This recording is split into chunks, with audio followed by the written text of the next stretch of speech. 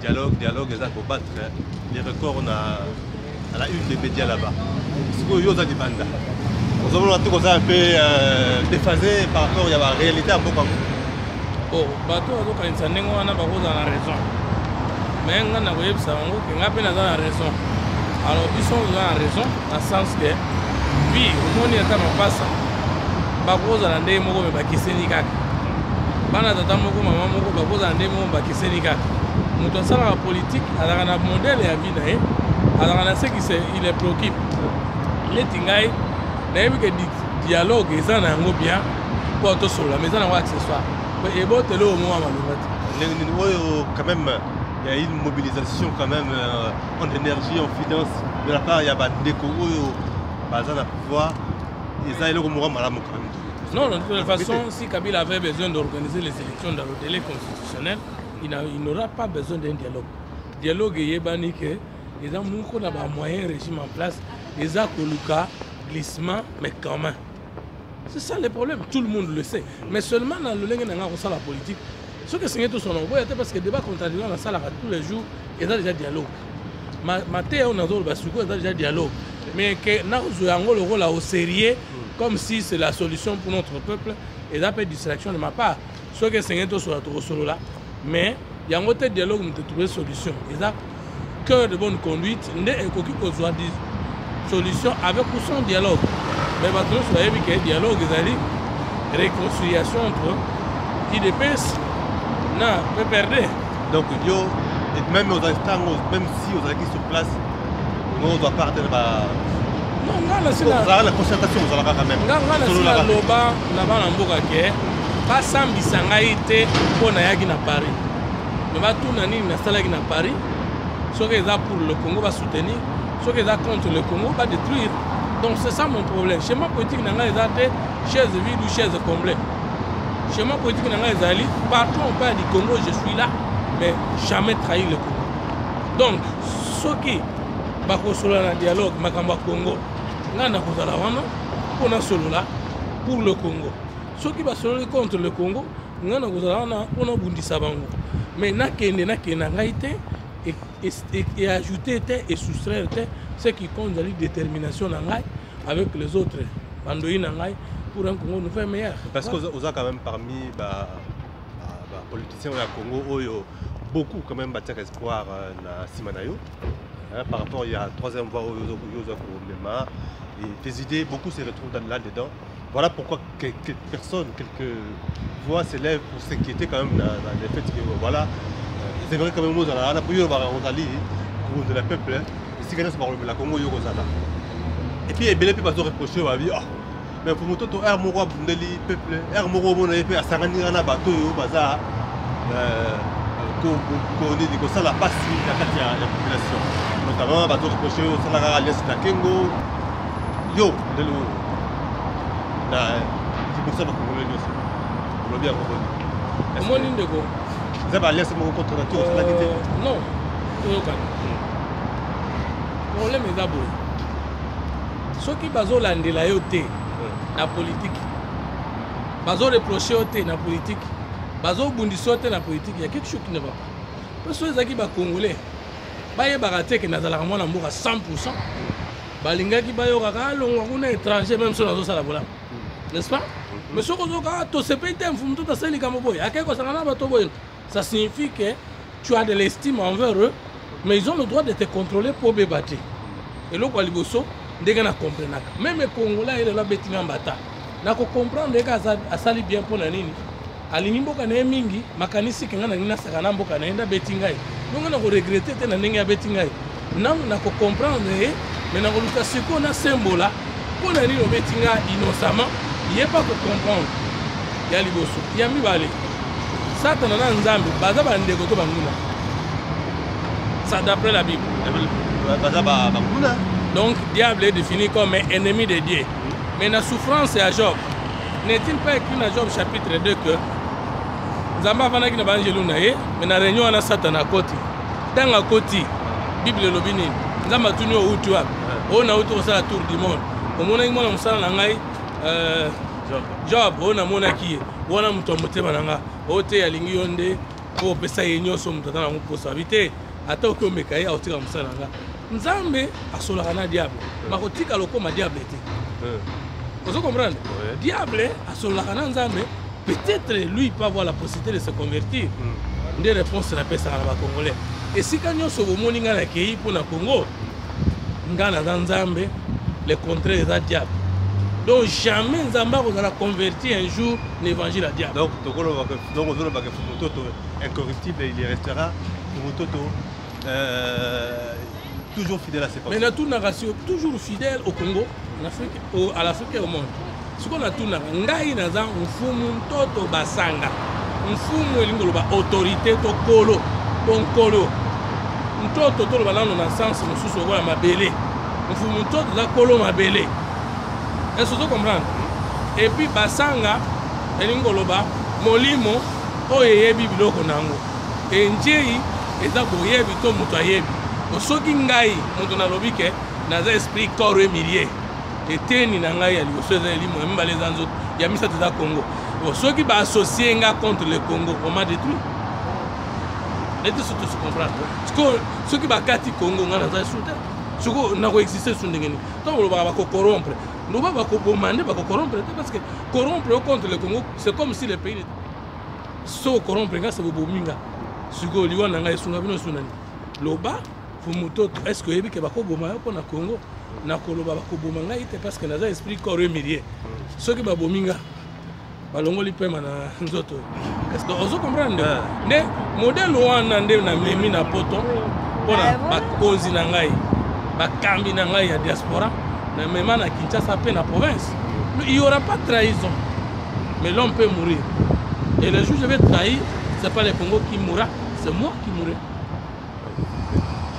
Par rapport il y a ndenge toboni awa ozali na l'Europe otambola na balabala ozozwa transport comme tout le monde pourquoi yo ozo se considérer comme toyebi yango ebele bayaka na poto awa avec chauffeur kazala hotel moko binene kosala baconférence na bahotel binene mais yo ozotambola na balabala ozozwa métro comme tout le monde mais elingi koloba nini ke yo oza un peu différent par rapport aux autres quoi.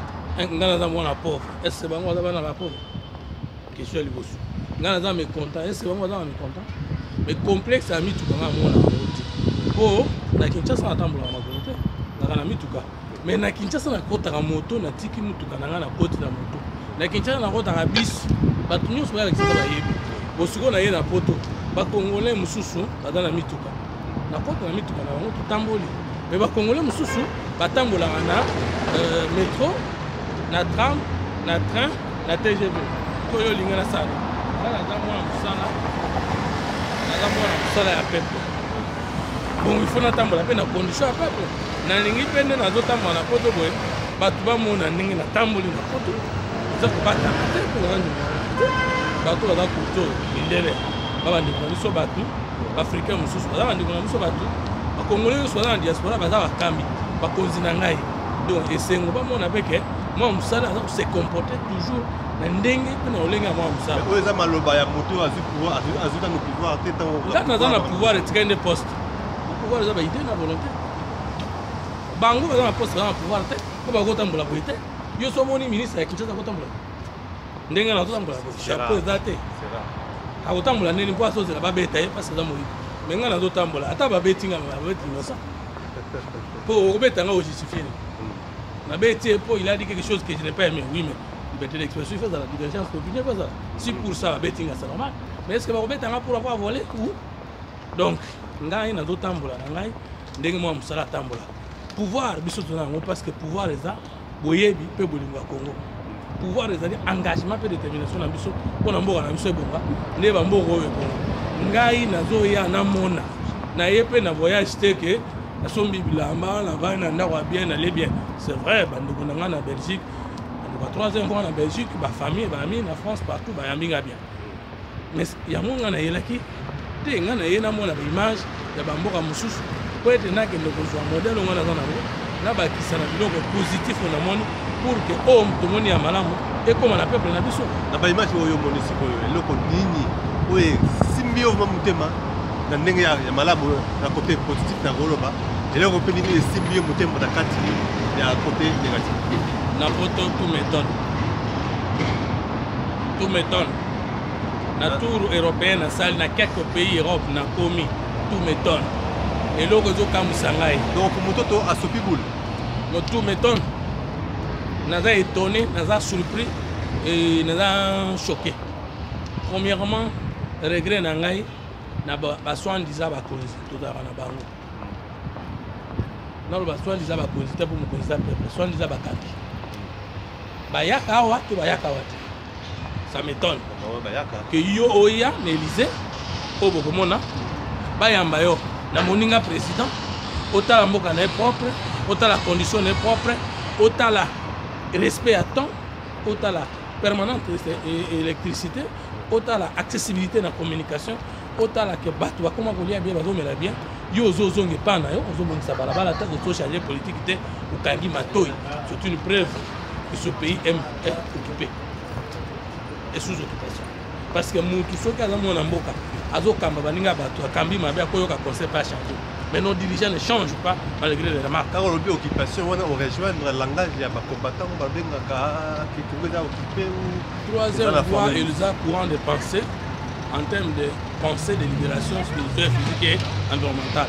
Si tu le pays sous occupation spirituelle, physique et environnementale. N'évitez pas de faire l'université, n'évitez le sambo, tout sambo, la race, n'évitez le système politique, n'évitez ce que conjoint dans la mboka na biso biso te bato to tchaba occupation il y a moi là ceux qui ont de coïncider dans le langage et ba congolais mususu pour les andingi moko esangana et libérer mboka.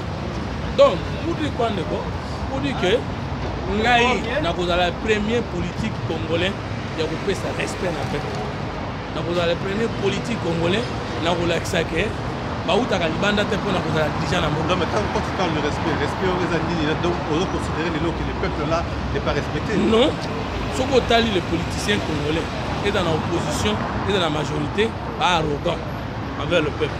Ba démission na raté, ba senga la pardon te, ba simili raté. Bango nyonso. Yebi sangai. Mais au moins en Irlande, batang mutu na offshore, asaini abendi zo. Au moins awa na poto yo babiloko nyonso oza koétonne yo bon ndenge bato tolobaka après l'émotion après l'étonnement maintenant ya quoi na sisi nano te moni na Belgique quelques minutes après ministre de l'éducation a démissionné na ye omonaki ntango makambo ya sala ebimaki na Belgique ministre de la justice na intérieur je pense akei kodépose démission. Ça m'étonne que pas na biso Mamadou Ndala akufa et pas na biso Mzee Laurent Désiré Kabila akufa et pas na biso ba généraux ebele bakufa ata mokolo moko te ndeko oyoki ministre ya lobi pour des raisons d'enquête c'est ma responsabilité na démissionner. Ça m'étonne mais awa rimera pamba bato baza kolongwa tala likamba offshore awa na mikili ya poto pe bisika nyonso ndenge e embraser bato mais pas na biso porte-parole du gouvernement kangisi ba jeunesse munoko mutakolo baza te parce que Jeannette atangami Jeannette dans la famille présidentielle nani naloba charge ya kokamba mboka pe ya kosécuriser bato yango peut-être Jeannette dans la famille présidentielle kaza député tango batangi même si les faits ne sont pas vrais pour honneur à sa famille et à l'élite politique congolaise donc ça et surtout quand on a compté les sages dans le Parlement a démissionné non avant pas diriger l'enquête mais non ça m'étonne t'as la qualité à pont à biso tout m'étonne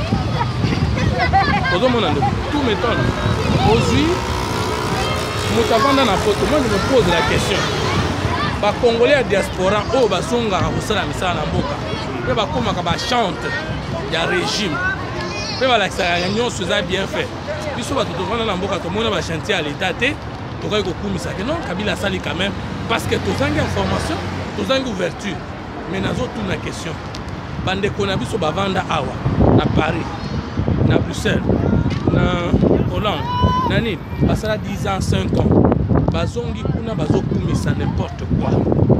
Je ne dis pas que Kabila n'a rien fait, je ne dis pas ça. Mais j'ai dit aujourd'hui à partir de Komanapoto que ce qu'il a fait ne représente pas les chantiers d'un État. Est-ce que vous comprenez? Parce que les gens vont dire qu'il a changé quoi? Il a fait les choses j'étais honnête au pays en disant, Tondi Magama sali quelque chose, quand je n'étais pas en contact avec le reste du monde. Mais Anna Koulobake, Basali est le côté, parce que Biloko Basali est la demande pour la taille d'un État. C'est comme une goutte d'eau dans la mer. Ce n'est même pas une goutte d'eau, mon cher. Goutte d'eau est belée. Une odeur d'eau dans la mer. Goutte d'eau est belée, donc. Goutte d'eau, c'est déjà l'eau.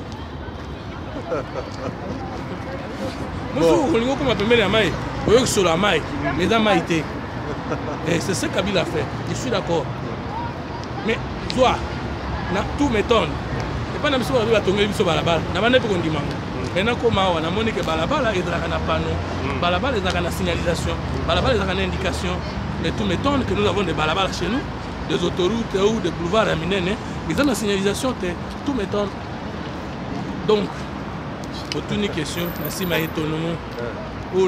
Après l'étonnement, aux autres la bisi alors on indiqué air bus faut air wana kaka ndezo comme les autres à TGV na Paris na Belgique pour na Bruxelles pour na Paris indiqué air d'arrivée air yango air de départ air yango air d'arrivée air yango respect du temps tout m'étonne langage entre les habitats aux hommes que courtoisie zali biso zali plein d'agression verbale na maloba na biso tout m'étonne. Donc, maintenant, on a agression verbale, il faut développer un peu plus. Agression verbale, ça c'est indiqué. On peut s'en s'il vous plaît. On peut s'en s'il vous plaît. Mon dignité, voilà. Mais pas la chose. Est-ce que la linga les a raté? Vous, les avez raté? Papa, vous, les avez raté. Pour l'inga, tu as dans l'expression linguistique. Mais au moins, joie. Est-ce qu'on va joie? Mais dans la linga, là, mon courtoisie. Les autorités parlent à leurs citoyens avec amour et respect. Les débats sur le François Hollande ouverts. Parce que quand tu mais pas un débat ouvert sur le cabine, ce qui est dans la chaîne officielle pour les gars. Et ce côté d'un message, c'est comme s'il ne reproduit pas l'interaction ou le choc avec la population. Il nous parle des choses, mais ces choses-là ne reproduisent pas exactement la vie quotidienne de la population. Ça m'étonne. Au Saraba de Kasso pour nous que ça va, alors que situation réelle, il y a bateau, ils allaient mal monter. Ça m'étonne que mon état va se mettre à Poto, dans ma cimetière à Bissou. État à misé à Poto, dans ma misé à Bissou. On a comme on a ndenge mutabota maka. On a comme un hôpital. On a comme on a ndenge mutatambolaka. Il faut na comme na ba situation sociale. Et puis ndenge ni mutalongwaka na pema pour que na mabele. Il faut tout comme ça ba kundaka bato. Ce n'est pas notre problème. Nous, on fait la politique. On doit voir tous les domaines de la vie parce que si jamais le peuple congolais nous élevait jusqu'à être son dirigeant, et donc nous allons faire Otokana, plus au Baninga, la salle, on va voir malade. Il y a un monde comme ça, la Congo Sika. Nous avons tour ya province, taboli na kati ya au monde. Mais si on a la question moko na ngana tuna. Pena tuna ya ngomela doit jamais réponse. Nous sommes en année 2015 ou en année 2016 en année 2015 pour déjà bouclé. Il y a eu combien de naissances dans le Congo? Où les fils que les villes de Kinshasa ou dans chaque province? Et combien de décès? Combien de déplacés? Est-ce que nous avons comptabilisé ou tous vivent dans des égards à Banyama ou tout m'étonne. Et pas dans le on a bancarisé. Maintenant, on a comme une apôtre dans la vie que chez nous, on n'a jamais fait la bancarisation. Parce qu'on a payé les gens par banque, alors qu'avant, on a fait par banque, on a fait la banque. Mais ici, ce n'est pas la monnaie qui est bancarisée, c'est d'abord l'économie elle-même. Aux hommes, on a que bino, batunyo, on a bino, et à l'élo, à Kusomba, et à la tréa, Komata, di Cambonioso. Vous faites les achats et les ventes par quoi? Par banque. Bon, aux hommes, on a fait, quand écrit les autres, on a fait donc bateau a soutenu la bancarisation de la Congo, donc c'est pourquoi nous avons tout. Les Congolais diaspora, ils ont tout mis ça que nous sommes les autres les âmes à l'âme. Alors c'est extrêmement grave notre situation. Autour de ce statistique, nous avons beaucoup de recensement à la raté. Pour qu'il y ait des statistiques de la population d'Engeni. Nous avons un porte-parole du gouvernement, le docteur Denis Mukwege.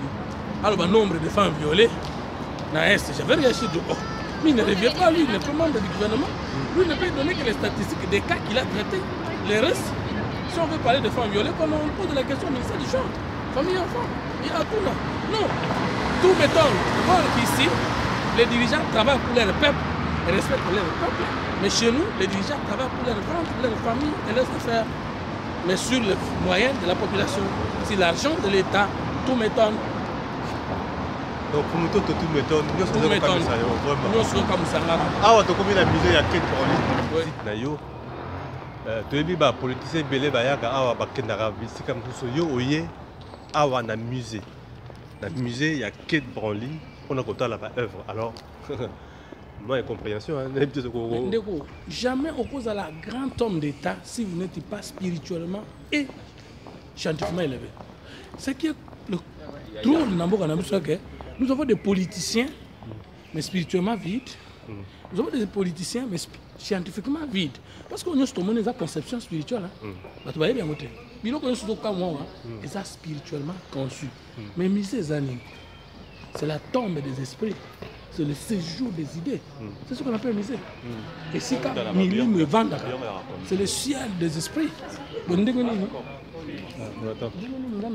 a Paris, na bandana ko mona banda alors que ndako mitonga kate. Na mona no balabala alors que balabala misala kate. L'Afrique n'a pas un problème matériel, l'Afrique a un problème spirituel. Il faut une révolution spirituelle, intellectuelle et spirituelle. Alors, à partir du musée de Tokoyeba, la grandeur de ces peuples. Mais après, le musée de Tokomon est un symbole Nabango. Ils ont représenté l'idée Nabango. Ce n'est qu'après que nous allons comprendre que, ayant conçu les choses de cette manière-là, ce peuple ne pouvait que se développer. Ayant perçu les choses de cette manière-là, ces gens ne pouvaient que respecter leur population.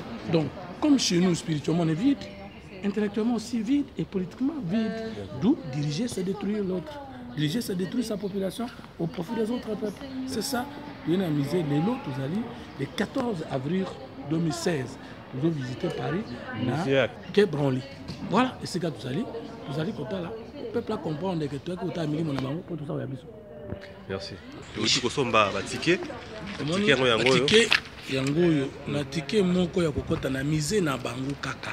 Ya pamba eza 10 euros. Botu na batu nyonso baya ba vérifier. Tokomi tokena na musée et c'est quand minimum vandi totala pe minimum na biso ezali awa. Poto ba ke ba balabala etonga mpe na ba esprit na biso. Ba immeuble etambola mpe na esprit na biso parce que bazwa ki d'abord esprit na biso aba bazo biloko na biso. Parce que jamais so ozo esprit ya mutu to ozo biloko na ete. Faut boto l'esprit na ye et comme na poche na yo ndesima ozo biloko na ye. Voilà. Donc là dans le Kota, dans le musée, on va voir ce qui est exposé là.